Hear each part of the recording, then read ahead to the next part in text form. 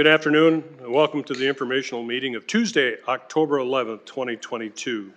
We do have a quorum. We're going to get started. The first thing we start was council remarks. Council remarks. Seeing none, we'll jump into the first of many great presentations, downtown parking ramp. Dustin.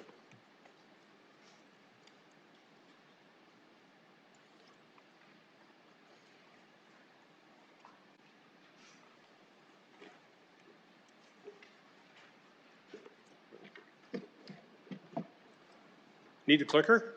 Yeah. All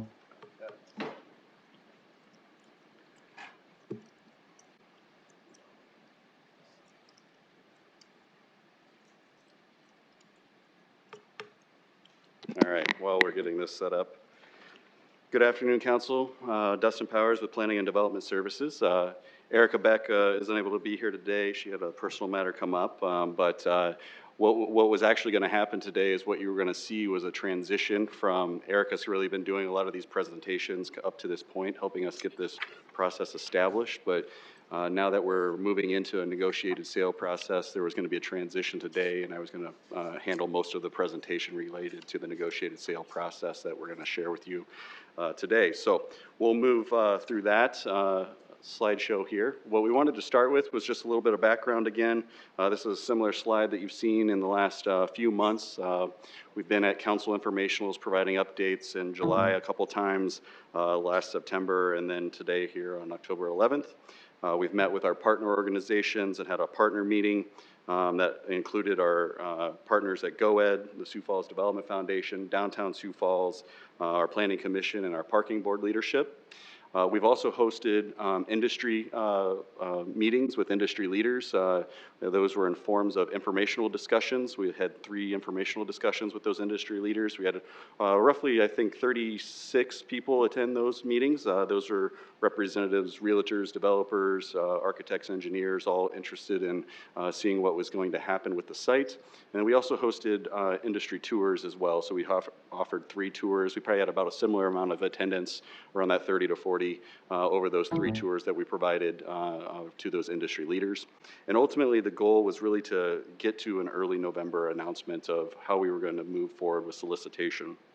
Our approach really over the last several years with our negotiated sale process has been to maintain flexibility throughout the process, really leaning into the expertise of the development and the real estate businesses and the market.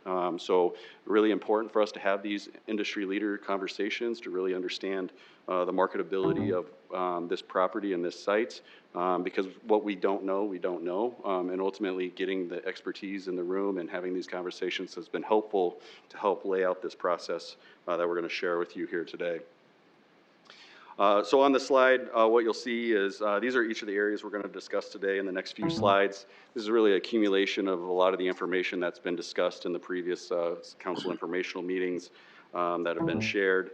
And really today we'll lay out the process of how we're going to be soliciting proposals for the parking ramp site that's located at 140 East 10th Street. So project goals and expectations. Each time we have listed property through our negotiated sale process, we've established a set of objectives that are related to that individual property that's related to that property listing. In every case, there's different objectives we're trying to achieve depending on the sites and the infrastructure that's surrounding it. In this case, we've listed many of the comments that we talked about at the previous City Council informational meeting, along with other kind of industry-specific things we'd like to see as it being related to a downtown development project. So as we've discussed, this is really a build-ready site. There's been many obstacles to development that's already been achieved by the city's investment in this property, and so we want to maximize the existing investment the city's put into this property. We want to partner with a team that has experience related to urban downtown development as well as highway-rise construction, so trying to understand that that's the type of development and construction that's going to happen on this site, and how can we partner with someone that has that expertise. We want to leverage the site and the existing parking that's already been created to create density and really provide activity and activate the site that'll benefit just not downtown but our city in a whole. We want to look for a mix of uses. I think with any downtown development, we're trying to target a mix of uses within every property. But as I previously stated, we want to understand the market conditions and understand what this property can bear as well. So listening to the proposals we receive and the industry experts as we kind of work through this process is going to be important to understand what's going to best work here. What we need to realize is releasing for solicitation today does not mean a project's here tomorrow. It's going to be a couple years before a final product is actually completed on this property. And so understanding that marketability is going to be important. We want to activate 10th Street. This was a pretty important concept, and we've talked a lot about this and how we look at downtown. There's a lot of missing teeth, is what we like to call them, these areas of non-activation, surface parking lots, empty lots. They just don't provide connectivity and walkability. 10th and Phillips is a major intersection and activity center in our downtown. How can we draw that activity from 10th and Phillips to other areas of downtown? The city's made major investments in the River Greenway, along with the private investments that happened or happening on the East Bank. So how can we connect 10th and Phillips to the East Bank area? Filling this gap in this site would be one step in the right direction. We want to select a project that has quality design and lasting materials. The city invested in quality design and lasting materials. We've developed a structure that's going to last 80 years or more. We want to make sure that the development that we're working with is going to represent that as well. And then ultimately, we wanted to align with the vision of our downtown. We currently have a 2025 downtown plan that we operate off of, and we're in the midst of writing a 2035 vision for our downtown. And by the time proposals are actually submitted as part of this process, we'll have even more clarity of what that vision for 2035 is going to be. So with every, who's really going to be leading this process? With every time we've entered into a negotiated sale or released property listing via the negotiated sale, there's always kind of a core team or project team that's been identified that helps lead us through not only the review of the proposals, but the negotiations and ultimately the recommendation to City Council. Typically, there's been a core team that's usually involved with that, Planning and Development Services, because we are the responsible party or department that oversees the negotiated sale process. But we've also included legal as more of a resource and our finance department as part of these discussions. Following that, we really kind of look at the project team based on what we're looking at in terms of a site and what we could possibly see in terms of a proposal.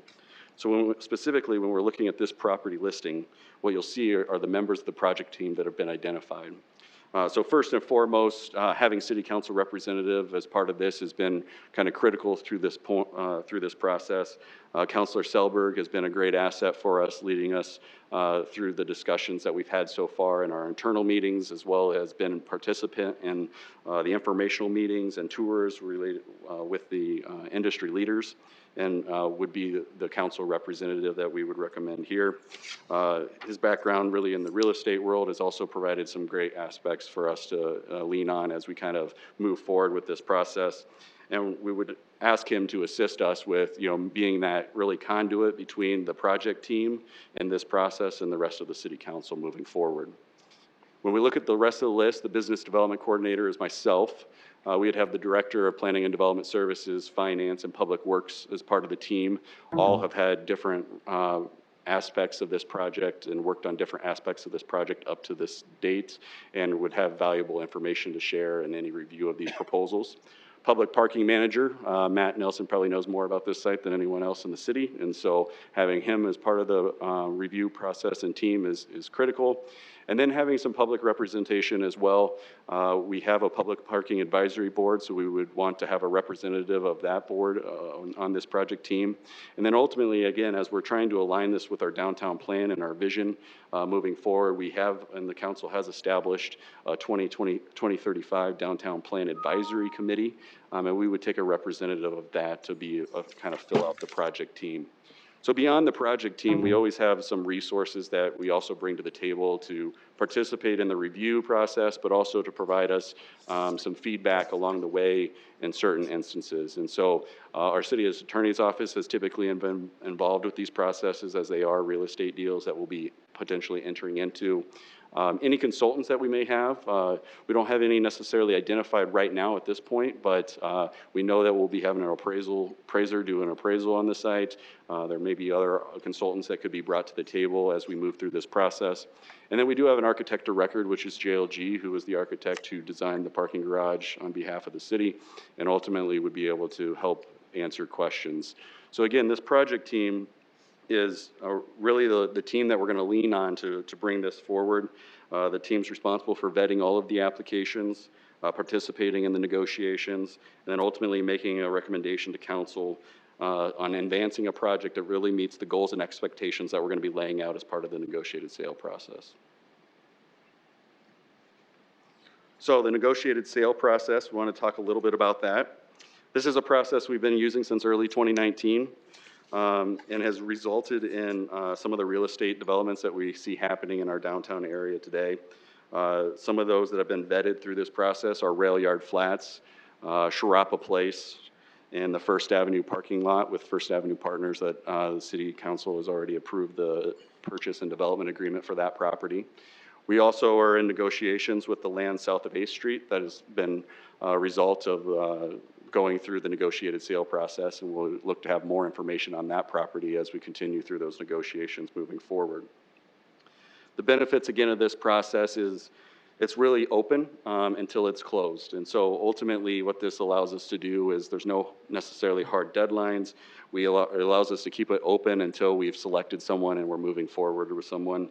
It's more comparable to a private property listing. You know, we're listing this on our property or on our webpage for proposals and offers. I mean, it's no different than a private property being listed and offers coming to the table. We obviously request a little bit more in terms of what that offer entails, but ultimately that's what we're trying to mimic. And then ultimately, as I stated before, this process allows us to have conversations before applications are submitted throughout the process. We can lean on other industry experts as we kind of work through these critical aspects of reviewing these proposals. Because again, what we don't know, we don't know. And if there's ways to learn about these projects as we move forward and help us with our selection, we'll do so. So the property listing will be listed on the city's website. The link up there, siouxfalls.org/business or /real estate, sorry. Ultimately, this is where, if you go out there today, you'll see our rail yard listing out there, as well as a surface lot that we have already listed out there. What we'll be doing is creating an individual property listing for the parking ramp site.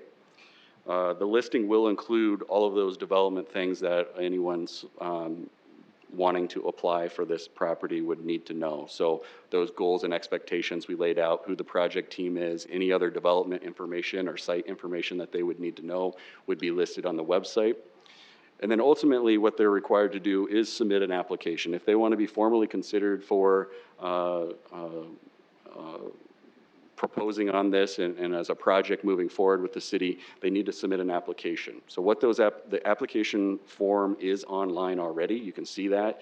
What it entails is that they need to submit the offer information. So what is the offer price? What are the contingencies of that? Buyer information, who's the buyer, or potentially in this case could be a lease. What's the project description? What's their development team and experience? Project budget, estimated schedule. They're also required to submit a site plan and some renderings of what they are planning to propose. Again, all of this information will be collected by Planning and Development Services and be forwarded to the project team for review. So once we've received applications, where do we go next? The project team will review the applications based on the goals and expectations that were outlined previously. Specifically for the property listing. We'll then follow up with any questions that we may have based off that initial review and allow time for answers to be provided. Once those answers have been provided, we'll set up interviews with each of the proposing teams. So our goal is to have multiple proposers as part of this process, and we would interview as many of those that meet the requirements of the application.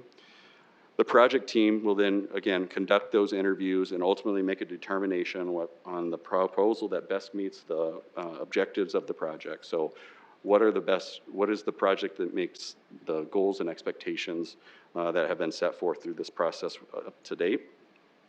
Really, the next step is then we enter into an exclusive negotiation phase with that selected proposer. And so the ultimate reason for us to enter into exclusive negotiation, because up until we enter into exclusive negotiation, proposals can be submitted or applications can be submitted at any time. So until we've selected someone to enter negotiations with, applications can come in. If we've already scheduled interviews with however many parties we've got, but an application comes in later, as long as we haven't entered negotiations, we can accept that application. Once we've entered a negotiation phase with a selected party, we'll announce that. We'll make sure that no additional applications can come in at that point. This allows us to work with our project team to start to get involved with the negotiations and really work towards business terms that are mutually agreeable to all parties associated with this, so the city and the developer. Once the mutual agreement with the project team has been met with those business terms, we would officially announce to the city council that we are ready to enter into an agreement with the selected party. Once we're ready to enter into an agreement with the selected party, we would share the information about the proposal of that selected party. So once we've shared the informational, what's going to be coming forward, we would draft a development and purchase agreement. This is kind of standard process at this point of what you would see next. That would outline the commitments of the city and the purchaser. Until we've approved that purchase agreement, it's been signed and we've actually closed on the properties, all of this information, the negotiated sale process is still open. Once we've actually closed on the property, we've then entered into agreement with someone.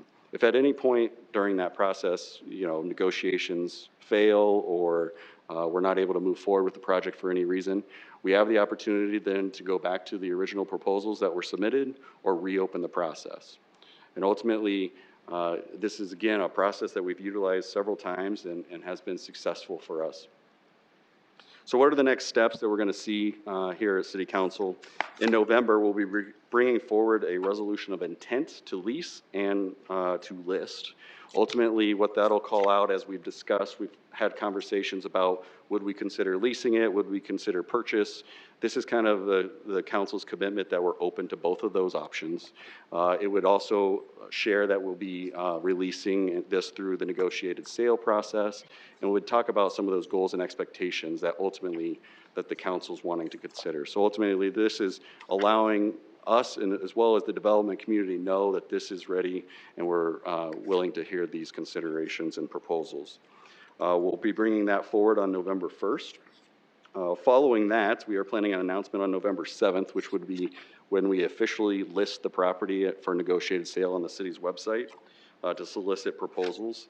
The listing, again, would be on the website. It would include property information, the goals and expectations that we would want to see for any application that is submitted, and then really any other information the development committee is going to need to know prior to submitting. And then typically what we do with a negotiated sale process, we don't necessarily set a deadline for proposals, but we know there's a lot of pent-up interest in this. We've done a lot of upfront work on this instead of just kind of listing it and seeing what happens. We've had a lot of communications with the industry and know that there are interested parties. And so just to kind of make it clear on where we're going to be with that, we would list this on November 7th. We'd give everyone 2 months ultimately till January 7th to start submitting their applications. They don't have to submit by January 7th, but we'll start to then review applications and schedule interviews, things like that.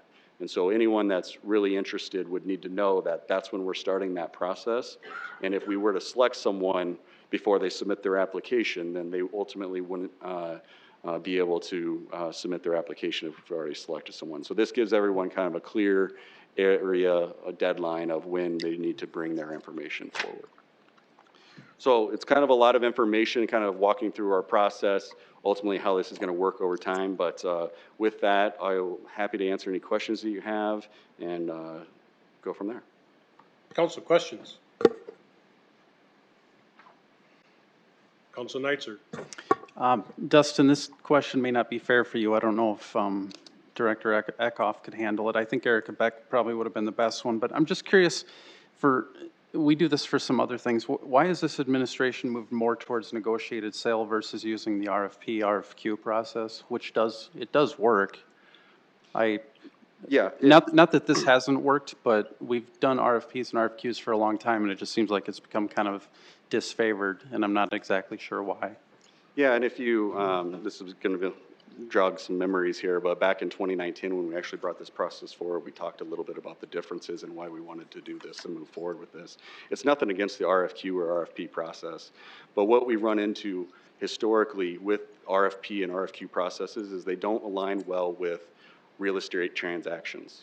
When we put a hard deadline out there and when we aren't flexible, we're not willing, we have to follow state law when we put an RFP out there. It doesn't allow for any upfront communication.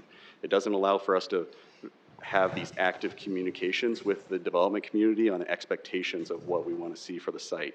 They see an RFP and they have to respond to it. They can submit questions, but then we have to answer those questions, post them online, and it's a process, right? Very stringent process of how we follow it.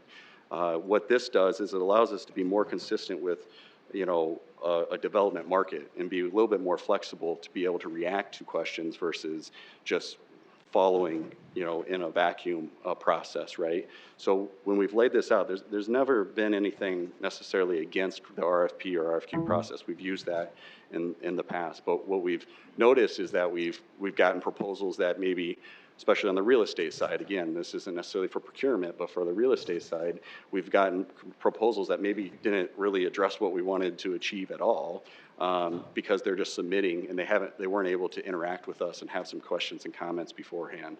It also allows us to talk with individuals and get to know individuals before they actually submit. Being able to build a relationship, understand what the city's wanting to see, as well as what the expectations of the development market is, that marketability piece, kind of educating us through the process as well. So again, I'm not saying we'll never do an RFP process as part of a redevelopment concept, but over the last 3 years, this process has been successful in 4 different projects in our downtown. And ultimately, I believe it's going to be successful in ultimately setting up the way we have. We've done a lot more work on this than we probably typically have to really outline the process and be critical of the process, because we know that this is a site that we really need to be responsible with. That's fair. It looks maybe Director Eckhoff might have something to add. Thank you for that question, Jeff Eckhoff, Planning and Development Services. I think at the end of the day, what we like about this process is it leads to a better project, right? With the RFP, it's a box, it's a square box, you got to fit that box. And it doesn't allow for the back and forth and creativity that can happen to the project. So for example, Sharapa Place is morphed and changed and increased in size based past what it was with its initial application. That process has allowed us to work with them to help make the project better and bigger and be more flexible with the things that come around and happen in that site. So I think the other thing that happens is there's a lot of effort, money, and time put into the RFP process because they have to go to a fuller level of design. I think that can become a barrier to entry for some projects, and some projects will just shy away from it because it's just there's enough other work to do. This provides a more open process. The other thing that happens is once we reach to, for example, the rail yard site where we're into negotiations exclusive with that developer, then they can go out and they can start talking to potential tenants and they can start building the project based on, okay, now we have access to this site for a period of time. We can talk to tenants, we can build the project that we want, and we can come back to the city with a better picture of what the market really represents. So I think it allows us to be more reactive to what the current market. It allows us to build a better project, and then I think we get a better overall maximization of the sites through this process versus the RFP.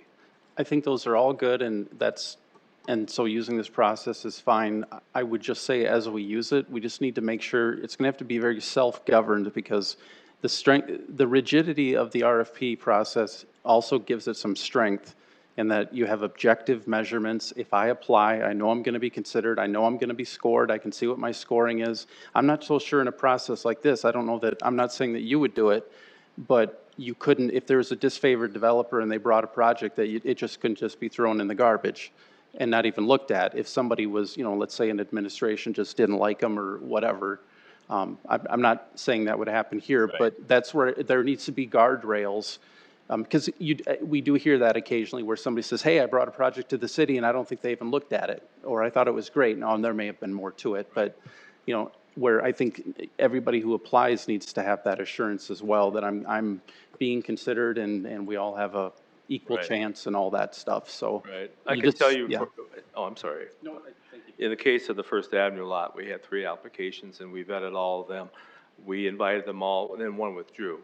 But we did, the project committee came together, we had score sheets, we went through that, we interviewed and we scored all the applicants and then selected one based on the best. And there was a lot of difference between the first and second place, but we still, if they put an application in and we consider them and we take them to the committee for evaluation. And as you can imagine, there can be quite large differences between proposers and sometimes it's much closer, but we do score them and look at them all.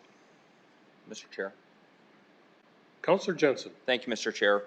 Director Eckhoff, I think the point that you made on the project team, that's how you are accountable to the city and the city council and everyone that puts a plan forward. It's not you arbitrarily making a decision. Absolutely. It's this committee, of which Marshall Selberg will likely be on. The Downtown 2035 committee will also be on. So I think there is some firmness in that and open and transparency in that process. So I rest, you know, easy knowing that you'll bring everything to the committee, so. Thank you. Other questions, comments? Counselor Selberg. Thank you, Mr. Chair. Thank you for the presentation, Dustin. Well done. I think you summed everything up pretty well from what I've understood being a part of this committee so far. Just remind me again, so the 7th of November, we announce basically we're going to start solicitations, and then we don't start reviewing those till January 7th. Is that kind of this timeline in here? I was just trying to be clear on what we're talking about there again. Yeah, absolutely. So we would have an announcement. We would actually list this on the property on November 7th. That would give the development community the ability to start to put their proposals together, and ultimately they could submit any time between November 7th and January 7th.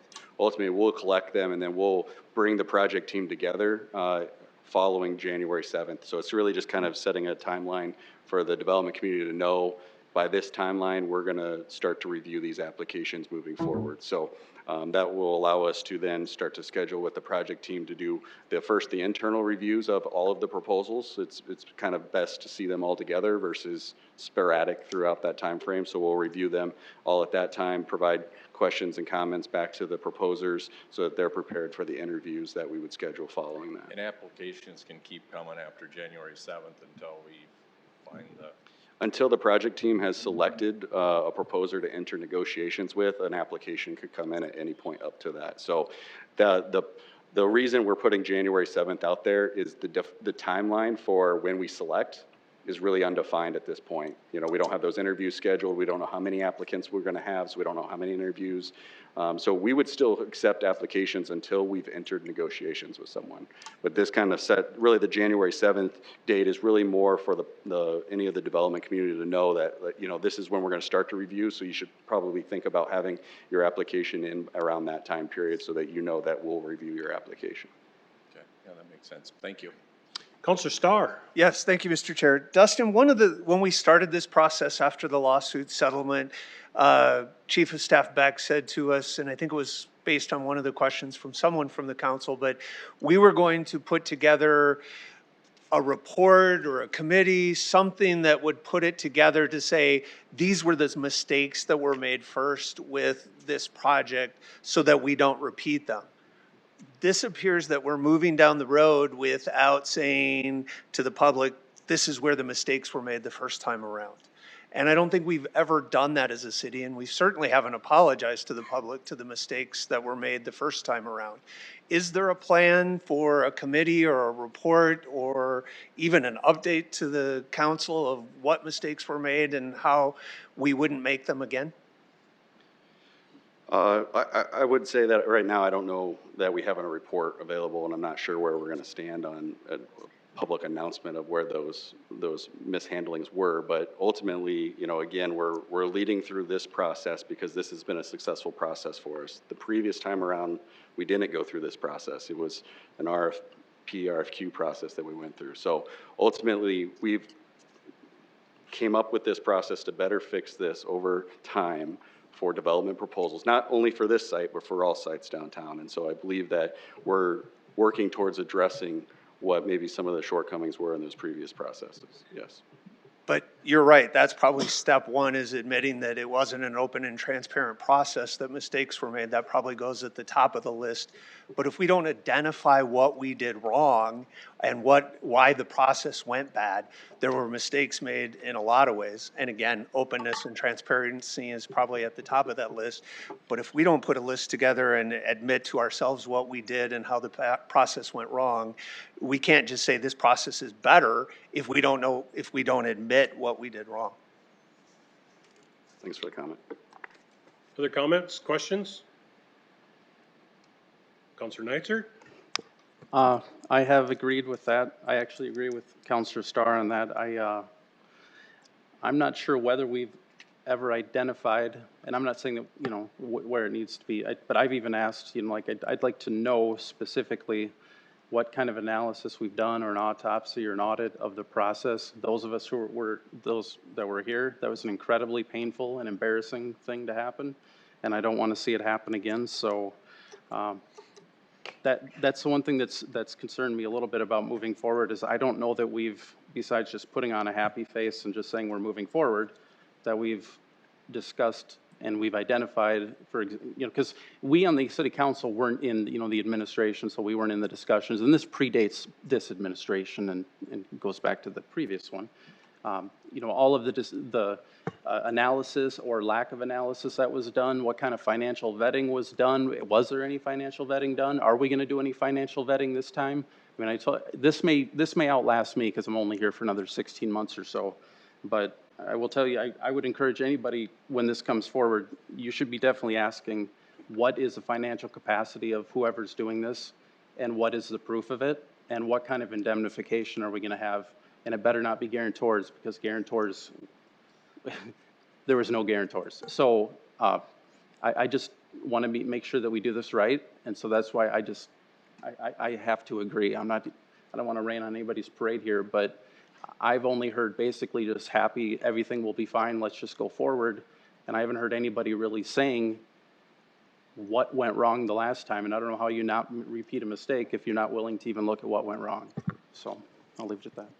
Counselor McCarris? Thank you, Mr. Chairman. It's a good, interesting conversation. I think for our responsibility as counselors, I think what's important is a clear process has been laid out. And there's two things that stick out to me. One is we approve a resolution. So we should have heated debate before November 1st, and I would hope we'd get the resolution and promptly time so we can review it, debate it. And that's our opportunity to have our say as the resolution. Secondly, we've got a counselor that's been identified that's going to be in the process. It's our job as the legislative body to hold that counselor accountable and have him report to this body on the process. And so I believe a clear process has been laid out. I would encourage us to follow that process, use our debate at the resolution time, and then hold our fellow council member accountable that's going to be serving in this throughout. Thank you. Other questions, comments? Thank you, Dustin. You did a fine job. Now, next presentation, Don Kearney. I asked Don and Jim David if we could get a recap of some of the large investments that the council made years ago, how they're doing, what the future is, so we can, as a council, look forward to the next group of investments. And as chair, I will tell you, it's part of my ongoing thing when we make investments, whether it be the Boys and Girls Club, whether it be the Avera, to bring those people back in front of the council at appropriate time to see how our investments went. So Don, please take it away. Good afternoon, councilors. Appreciate the opportunity to talk a little bit about the Shields Iceplex and the Youth through Match Point Tennis Center. I don't think any of you councilors are actually on the council at the time. These agreements were put in place. So in December of 2013, the city entered into two agreements. One was with the Ice Sports Association to build a new indoor ice center, and the other one was with the Community Indoor Tennis Center Incorporated to build a new tennis center, and those would both be located out at the Sanford Sports Complex. The city's part in that public-private partnership was to provide $1.5 million towards the Shields Iceplex, and to also provide $500,000 towards the tennis center, with the understanding that there would be publicly available court time and ice time, and the general public would be able to use it when it wasn't scheduled for other programmed opportunities, but also making sure that there was open court time for tennis and open ice time for the general public.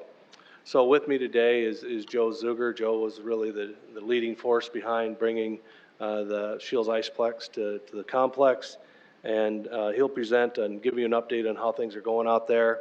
And then we also have Mark Bellick with the tennis center to also provide an update on how tennis is going. It's actually been a while since these facilities are open, and so it's great to get before you to give you an update. And so with that, we'll start with Joe, and then we'll turn it over to Mark following that. Joe?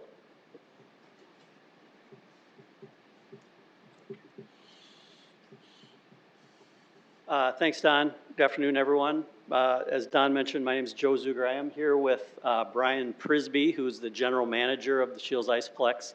Some of you may know Brian, and to the extent this is an operations update, he has a lot more to do with the day-to-day operations than I do, so certainly available for any questions you might have. But I thought there's a lot of new faces. There was a time when we used to be down here with some regularity. It's been a while. 2016 was our last update. So I thought I would at least spend a little bit of time, if you'd indulge us, to give everyone the backstory so you know in general where the effort to put the Iceplex together came from, as well as what the city's role was. So who is Ice Sports Association, what our vision was, how we turned it into reality. We'll probably spend most of the time on that fourth bullet point, which is what does the Iceplex represent today operationally, what impact we've had, and then just kind of what we see out the windshield a little bit. So Ice Sports Association is a nonprofit that we organized in 2009 when we recognized that a private effort is probably what would need to come together and coalesce to make a new rink available. We own and operate the Shields Iceplex, so the Ice Sports Association is a legal entity. In 2010, we did a feasibility study. We hired an executive director. We started raising money in 2011, and we opened at the end of the third quarter, beginning of the fourth quarter of 2014.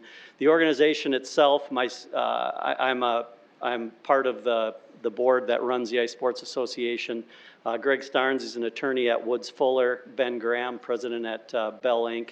And then Brian Prisby has really become an employee, I guess, of the Ice Sports Association as the day-to-day general manager.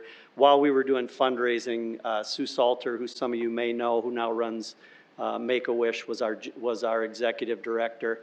Our vision was to solve two problems. Number one was a quantity problem, was to supply more ice to the marketplace for people to use. And then second thing was a quality issue, which was between the Expo and the old SFRC, we had what were widely considered probably the worst or most substandard facilities in the area. So two core issues.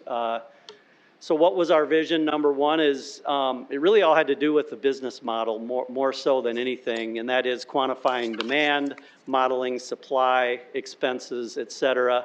You hear a lot about field of dreams. This was not a field of dreams. This was more of a meet need approach. We always, from the beginning, wanted to build 3 rinks and not 2.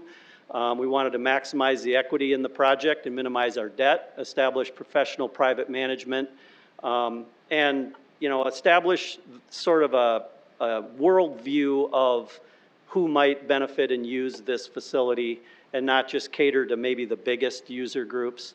And ultimately, we wanted to remain not-for-profit so that we could be aggressive and weren't looking for any particular return on our investment.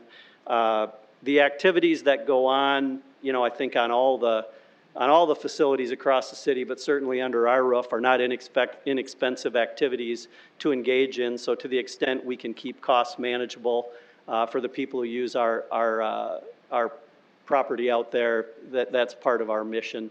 Little bit of a coalition on how we got things built. We had a private leadership phase that was the first $2.5 million, probably $3.5 million when it was all said and done.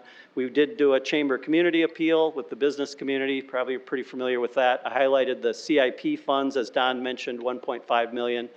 Then we had some follow-on stuff we called the warrior phase, which was after we were really tired of raising money, just raising more money, and came up with about $8 million total.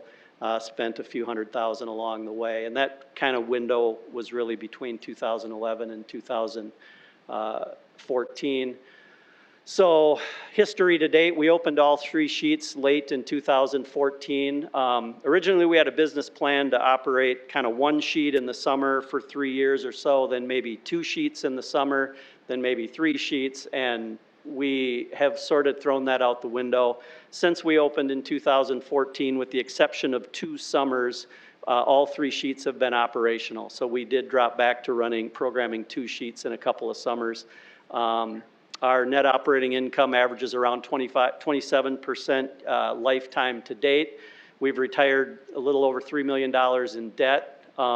We roll with about 6 months of operating cash on hand, and we've continued to invest in the project. We added about 55 or 60% more parking after the first year. We've added dehumidification to one of the rink bays, which allows us to run it in the summer. We added a female-only locker room. We've recently upgraded to all LED lighting in the facility, which really helps on utility costs.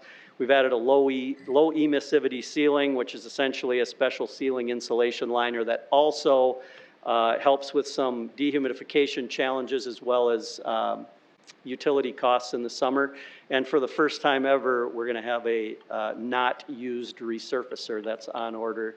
The good people at Zamboni have promised to deliver that in like 15 months, and I think we're maybe 4 or 5 months into it. So needless to say, the crew's pretty excited to have a shiny new, I don't know what the inside of a Zamboni smells like, but we think it's going to have that new car smell. So they're pretty pumped about that. So a little bit more.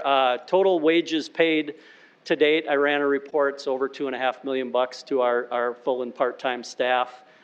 We did have some key terms of the city agreement. It's an interesting thing. The money went into the project. Technically, the city owns those assets, which are dasher boards and components in our refrigeration system.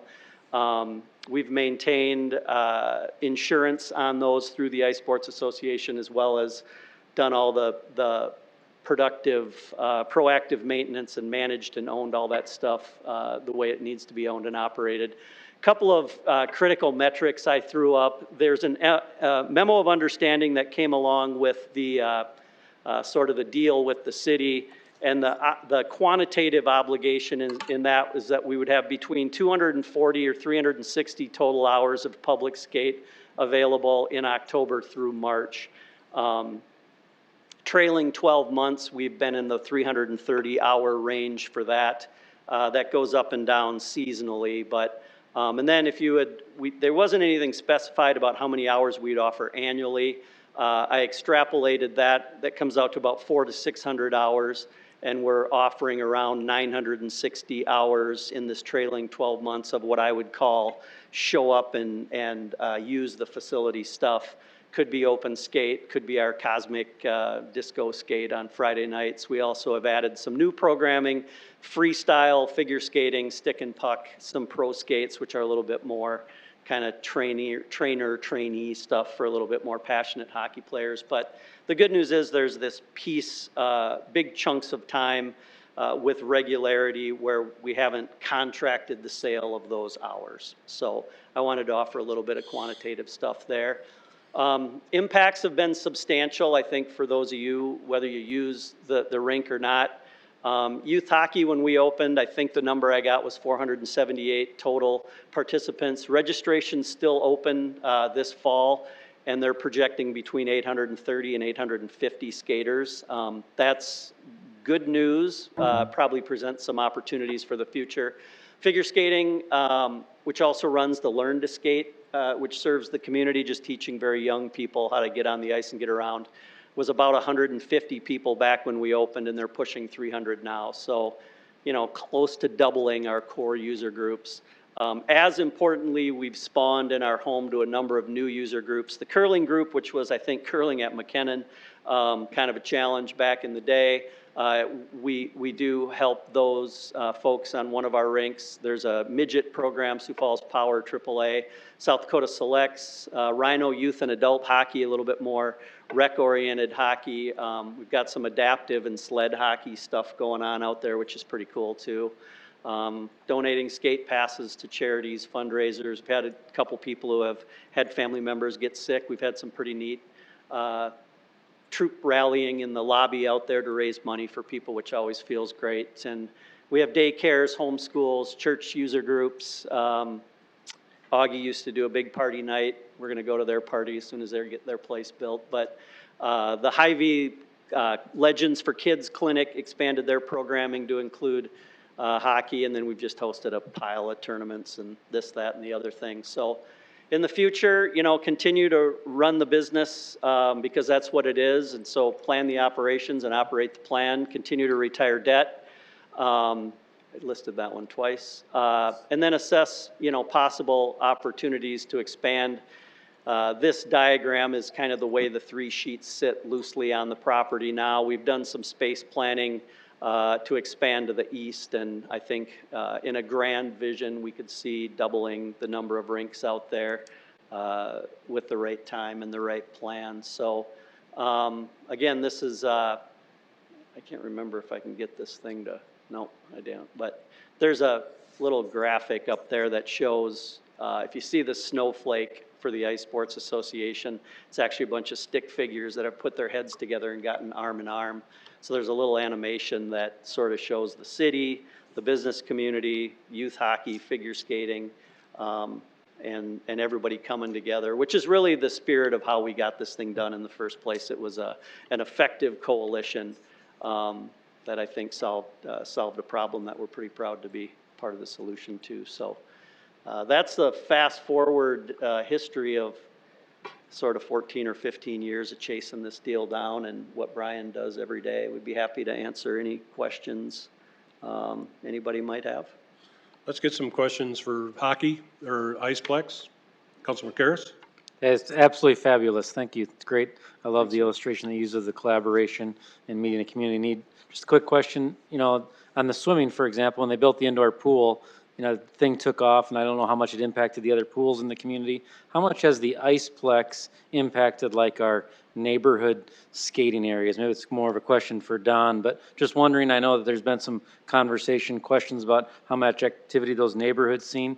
Has this impacted that at all, being available all year round, et cetera? Yeah, I'll go back actually to when we actually still operated the Ice and Rec Center, the old facility. Typically, when we couldn't have ice, their open skates were very busy at the Ice and Rec Center. And unfortunately, the last several years, ice outdoors has pretty much been non-existent.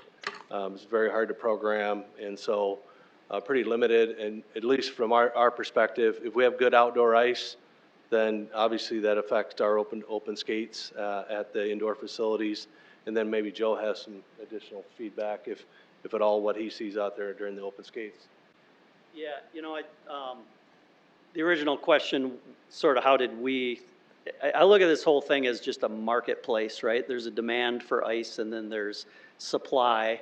You know, Mother Nature doesn't treat the supply equation very well outside.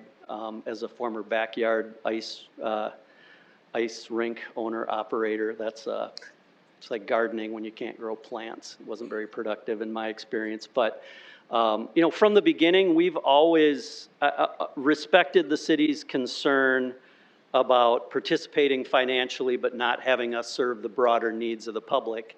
I will tell you from a business programming standpoint, a mediocre hour of public skate bears a lot more fruit financially than contracting an hour with youth hockey or figure skating or someone like that. So for us, we've always had not only an agreement to do so, but we've had every natural incentive to want the public to come use the facility. You know, it is kind of a seasonal phenomenon, but we do offer a lot of that stuff in the warmer months as well. you know, hearing what might be going on with the ribbon and some of those sorts of things, I mean, we're nothing but in favor of those sorts of assets as well. You know, should the Shields Iceplex become the third favorite place for people to skate recreationally, we'd be just fine with that, because I think we have plenty of other people we could repurpose that ice to. I get tickled thinking about what a ribbon and some of those things might look like. I don't know what the current status of that is, but in our mind, I think it's just part of this overall. It'll have an impact on the supply of recreational ice use. And we feel like there's enough demand out there where we can sort of move and shake a little bit and program our facility regardless. So, yeah, the sort of that neighborhood feel of getting together and just banging it around with the kids is awesome, but it's hard to have outdoor ice where the weather's good enough to make ice, but you know, not so bad that you can't afford to be outside in a stocking cap too. So we have a little bit more climate control that way. So, Great, thank you. anything else? Other comments? Questions? Joe, stick around. I will just, we'll get, maybe there'll be more at the end. I will say I'm out at the Iceplex quite often, whether it be youth hockey or curling, and I'll tell you, the place is utilized more than I ever thought it would be when it started. And when Joe talked about the numbers increasing, I think with what's going to happen at the Ribbon and actually what's going to happen in Augustana, there's going to be another big push for more ice in this community. It's really good to see that the investment that this council made long before any of us came has really affected the community in a positive way. And I'm glad you're here. Thank you. If we have more questions, we'll call you back up. Yeah, and it shouldn't go, even though there's some new faces, you know, the institution, we shouldn't go without saying thank you. It was a big part of what allowed us to get it across the finish line. And one other comment I think I might have taken out of the PowerPoint was this notion of needing more ice. There will be a need for more ice. There are certainly windows of time right now that there's a need for more ice. We're really, really excited about what Augie has going on. We've been in close communication with them and are very supportive of what they're doing. And I think, you know, the statement I'd like to make publicly is, as an economics major, just getting a little bit carried away with supply and demand. We don't exactly know what Augie's facility is going to do to change the supply equation, but I think it's fair to say it's going to do something to change the supply equation. So as we do expansion planning and look at some of those things, it's been our group's sort of opinion that let's let that play out. Let's see how they begin to address some of the pressure we feel on our busiest times. And then once we know that, we can plan accordingly around them, because that project's obviously happening. So what we do, when we do it, and how we do it, we feel like letting that Augie process happen is just going to give us more perfect information to make our future decisions around. So it's kind of our take on that one. But thanks for your time. Thank you. All right, let's move on to tennis, please.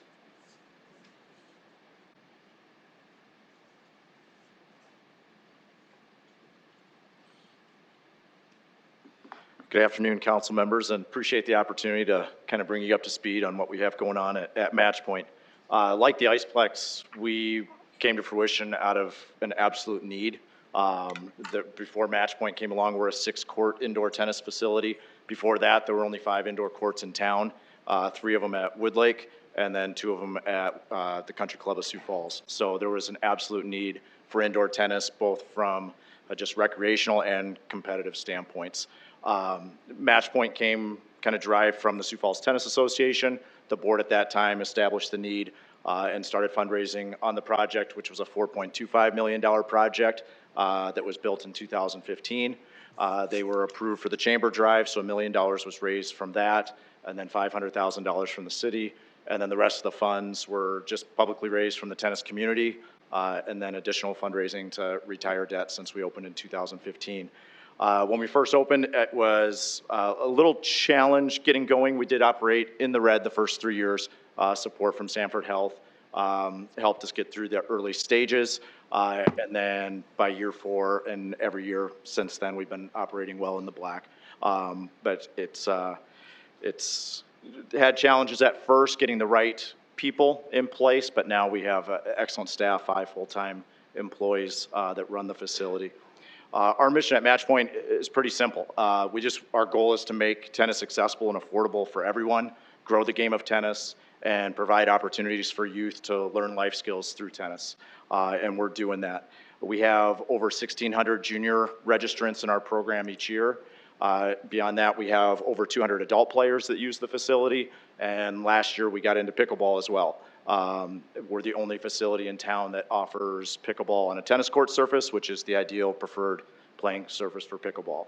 So we've gotten into pickleball, and we have over 100 pickleball players playing as well. We host 14 tournaments a year, and that stems from kind of entry-level tournaments for younger kids all the way up to USTA national tournaments. We host the NSIC championships each spring, and for our tournaments, we bring in over 800 players a year for our tournaments. Last year, we hosted players from 31 different states for all of our tournaments, so we're bringing a lot of players in. People come in from all around the country, and they come in and see our place, and they're just blown away. They travel all around the country, and they say Matchpoint's the nicest indoor tennis facility they've ever been to, just from how nice it is, the viewing, just everything. They're just blown away by our facility, and really the whole sports complex as a whole. Beyond that, we have a lot of additional programming to meet the needs of every area in the community. We have a program called Rally On, which is a year-round tennis program for kids with special needs, specifically autism and Down syndrome. We have a year-round wheelchair tennis program that we run, and then we also have a summer tennis program for underserved youth that we run in partnership with Volunteers of America, and that's a free tennis program for kids. VOA provides the transportation out to our facility, and then we provide the coaching, the rackets, everything for free. The kids get to keep their racket at the end of the summer and take it home with them, but they get to do that at no cost. Beyond that, we also do family nights, and those are through sponsorships of generous people in the community. We have designated nights throughout the year that all of our courts are available free of charge for families. So when we announce a family night, all of our courts get booked within 2 hours. It's become a really popular thing and a really positive thing for the tennis community in Sioux Falls. We are a public facility.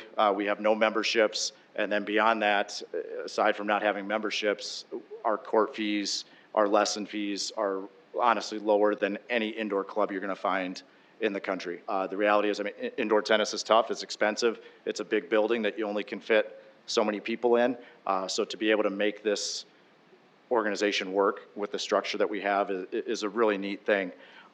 We were named 2017 USTA National Public Facility of the Year. And to kind of shed a little more light and give you an idea, Matchpoint was built off a model of a club in the Twin Cities called the Fred Wells Education and Tennis Center, which is also a public facility up there. That opened years ago. It took them 19 years to finish 1 year in the black. That's how difficult it is, and we did it in 3. And what is that? It's the hardworking staff. It's a booming growing tennis community, generous tennis community.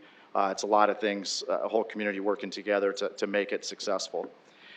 With our growth, we established a need a couple years ago. Myself and our board started having the discussions of, okay, we're out of space. We're turning away over 100 kids a year for lessons.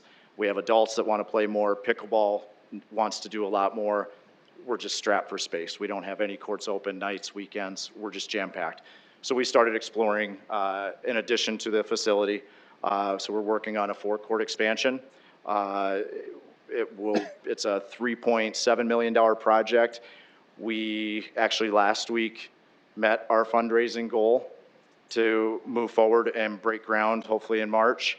And then 2 days ago, we had one of our large donors of $175,000 back out. They're leaving the community, and they redacted their pledge. So we're back to hitting the pavement, fundraising, trying to push us across the finish line.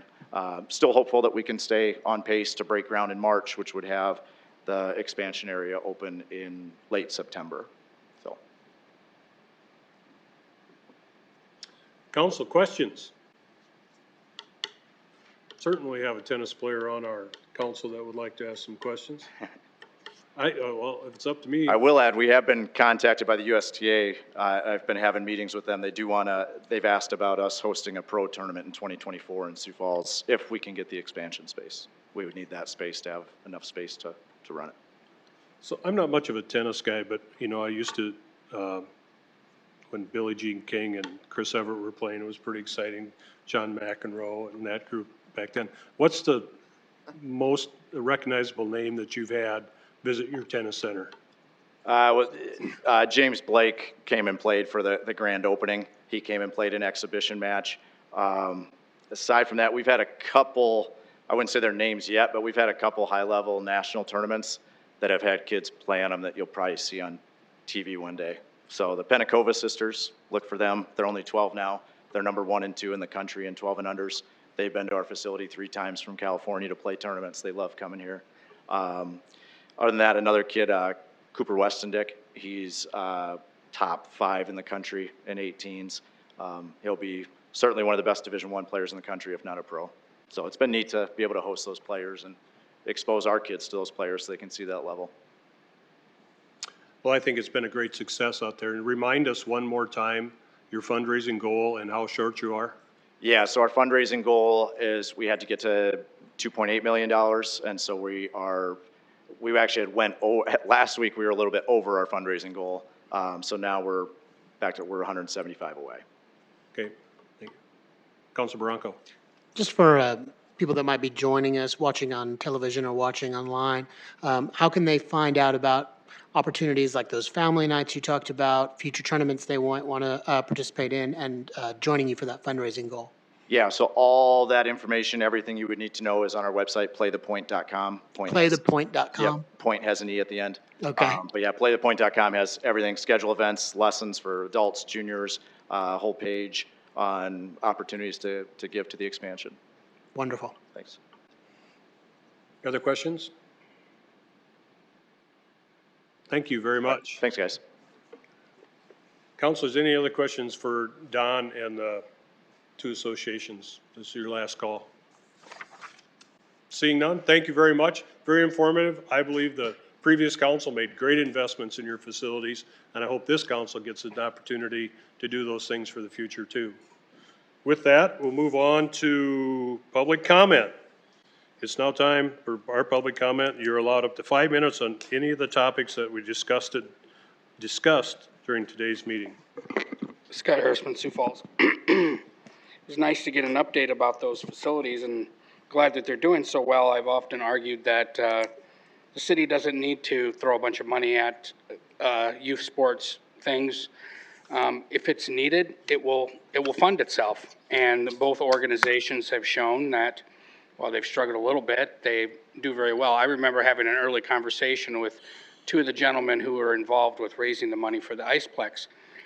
And there was quite the consternation of what they were going to do. Are they going to come beg to the city for money, or are they going to do it on their own? And I told one of the guys, I said, you need to do it on your own. I said, that way you can do whatever you want to with your facility, and you don't have to worry about that. And that's what they ultimately decided. They had a vote and decided they were going to do it on their own. And it's a wonderful addition to our city. I guess I don't understand how these private nonprofits are able to manage and stay above the water, but for some reason we need to throw $700,000 a year at the Midco indoor swimming that we were told that we needed. And like I said, beginning of this, if something is needed, it will sustain itself, at least break even. But that's really not the case, I guess. So I almost wonder if we should just sell the Midco to someone who wants to actually do something with the facility and have it actually make money. Which brings me to another point. We bring up these nonprofits, and it's great that they came in and explained what they're doing. They didn't have to do that. They don't have any ties to the city. I mean, there's certain things going on, I'm sure. But I was looking at the annual report of the pavilion the other day. They got $5 million sitting in their account. Scott, we're not talking about pavilion. We're talking about nonprofits that the city is either funding or not funding. It is part of the discussion. It is not on the agenda. It doesn't matter. It's part of the discussion. It's called prior restraint, Kurt, and you know it. It's not on the agenda. We're not talking about the pavilion. Iceplex, tennis, the ramp. prior restraint, Kurt. You're going into some fishy territory.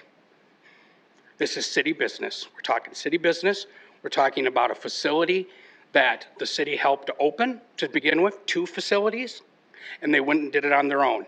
I'm now comparing them to facilities that the city funds, and they're sticking money in savings accounts while we're Iplex, subsidizing them. Tennis, and the ramp.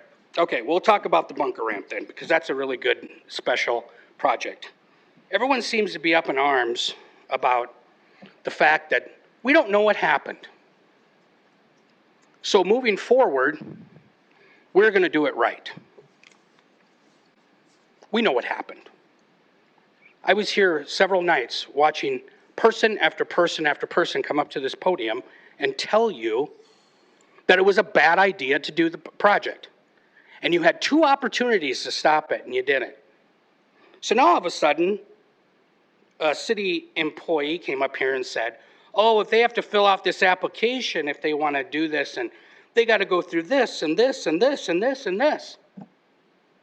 Now that we screwed up, now all of a sudden we have to go through a process? Come on. We all know what's going on here. We already know a developer or 2 or 3 developers are already sitting at the top of the list. We know that. We're going to go down the same path as we did that made this project be a screw up to begin with. We're going to do everything behind closed doors. We're going to pretend we have a clear application process. We had a developer called Lamont who gave the city literally 1 sheet of paper to say that they were good for the money. 1 sheet of paper. Don't fool yourselves. The developer's already picked. That's obvious. The way this is moving so fastly, it's pretty obvious what's going on here. Somebody's interested. All I ask of you is no matter who is picked, no handouts. Either they can buy the property free and clear for what it's worth, which I'm assuming is about $30 million, or you set up some kind of lease program, or they lease the property, and you share the parking or whatever. But no handouts, no TIFs, no tax cuts. That is a great piece of property to put a hotel or an apartment building on, and there's no reason why we need to give 1 penny incentive to anybody who takes it over. Anyone else for public input at this time? Seeing none, we're adjourned.